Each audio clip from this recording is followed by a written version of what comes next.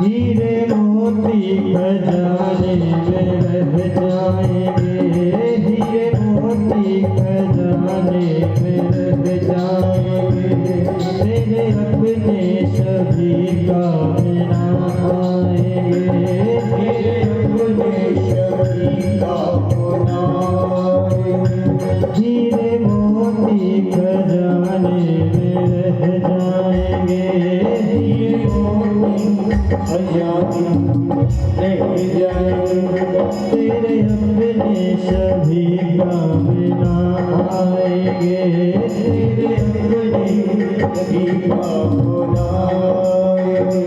तो सीताराम राधे श्याम राजा राम रटे लो, सीताराम राधे श्याम राजा राम रटे लो, सीताराम राधे श्याम राजा राम रटे लो, सीताराम राजा राम राधे श्याम रटे लो। यही धन काफी है बस उम्र भर के लिए, यही धन काफी है बस उम्र भर के लिए।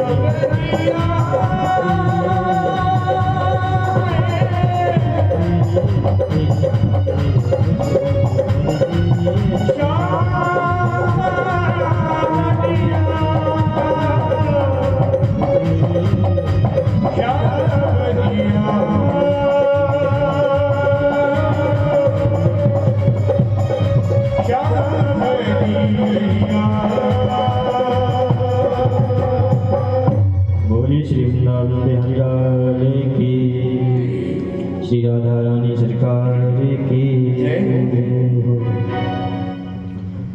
कल आप लोगों ने ठाकुर जी की बहुत ही सुंदर वाङ्मय प्रतिमूर्ति श्रीमद् भागवत महापुराण का विशेष वादन प्राप्त किया। आज कथा की वेला में तृतीय श्रीमद् भागवत जी का दिवस है, तो हमारी तो आपसे यही भैया प्रार्थना है कि जब तक आपके ग्राम में ददरी ग्राम में ये भागवत रूपी ज्ञान गंगा बह रही है, भारी से भारी संख्या में आए और इस ज्ञान गंगा में महाराज डुबकी लगाए, जिससे आपका जीवन और आपकी दिनचर्या जीवन शैली ये सारे महाराज सुधरे और अंततः जब आप अपना अंतिम सफर तय करेंगे तो स्वयं ठाकुर जी हमारे द्वार पर खड़े हो महाराज और आपका स्वागत करेंगे। हमारी तो भैया यही प्रार्थना है। इसके बाद में श्री सूत जी महाराज कहते हैं जन्मान्विष्यः कुण्डयादितरतः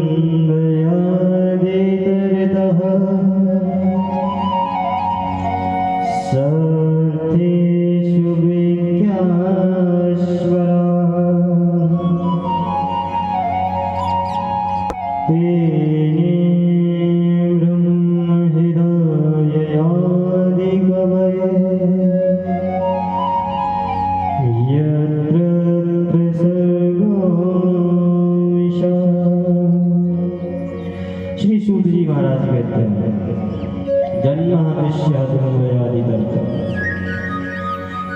अब जो भागवत जी का प्रचार प्रसार करेगा महाराज, अब उसके जन की आवश्यकता है। भागवत का प्रचार प्रसार किसने किया? सुखदेव जी महाराज ने। सबसे प्रथम सुखदेव जी महाराज ने राजा पारिजात को श्रीमद् भागवत महापुराण का यशस्वादन प्राप्त करवाया। भागवत की आप उत्पत्ति समझिए कहाँ से हुई है। नारायण भगवान ने ब्रह्मा जी को 4 श्लोकों की भागवत दी थी कान में। उसके बाद नारद जी ने महाराज सुखदेव जी महाराज के जो पिताजी हैं व्यास जी, वेद व्यास जी महाराज, जब वो परेशान हुए, आगे कथा में आएगा, आज ही आएगा, सुनाएंगे आपको, तो उनसे महाराज कहा इन 4 श्लोकों का व्याख्यान करो, 18,000 श्लोक कर दो, जो तुम्हारे मन की अशांति जिससे दूर हो और पृथ्वी पर धर्म का प्रचार प्रसार फैले। तो नारायण भगवान ने दी महाराज ब्रह्मा जी को, ब्रह्मा जी ने दी नारद जी को, नारद जी ने दी व्यास भगवान को, और व्यास जी ने दी सुखदेव जी महाराज जी को। ऐसा ही है। कहीं भी महाराज स्त्री में आपको समझ में आया कि स्त्री ने महाराज कहीं भी कान में भागवत ली या भागवत करने की अधिकारी है? कहीं आया? नहीं आया। लेकिन आज के समय की सबसे बड़ी विडंबना है, कहीं से भी महाराज एक स्त्री कथा करने की अधिकारी नहीं होती है, लेकिन फिर भी कर रही है। इसी का नाम कलयुग है। अब सुखदेव जी महाराज कैसे जन्मे? सुखदेव जी महाराज कहाँ है इस समय? राधा रानी की गोद में महाराज कलो लेकर खेल रहे हैं महाराज। तो राधा रानी ने सुखदेव जी महाराज से कहा, अरे सुखदेव तुम जाओ पृथ्वी पर धर्म का प्रचार प्रसार करो। हमारे जो स्वामी है ना कन्हैया ठाकुर जी, उनकी कथाओं का प्रचार प्रसार करो, जिससे ये पृथ्वी पर महाराज पाप फैल रहा है, ये नष्ट हो, ये रुके।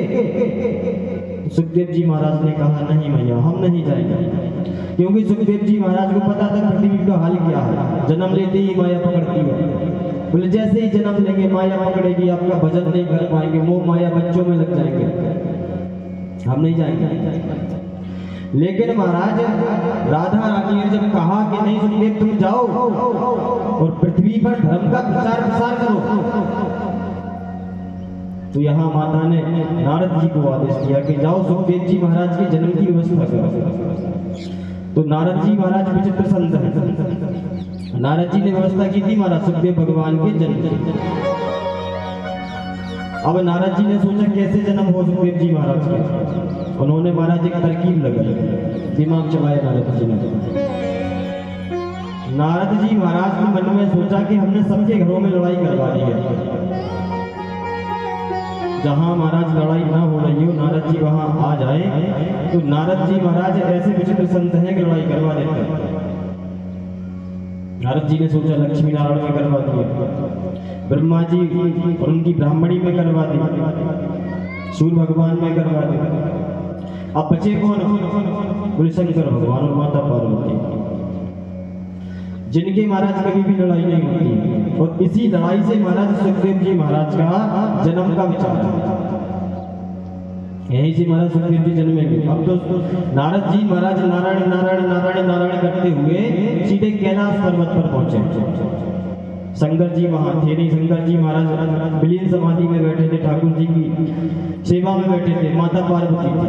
जैसे ही नारायण नारायण नारायण करते हुए महाराज कैलाश पर्वत पर पहुंचे, माता पार्वती ने सुंदर आसन दिया, आओ नारद बैठो, बड़े दिनों बाद आए, सुंदर जलपान की व्यवस्था की।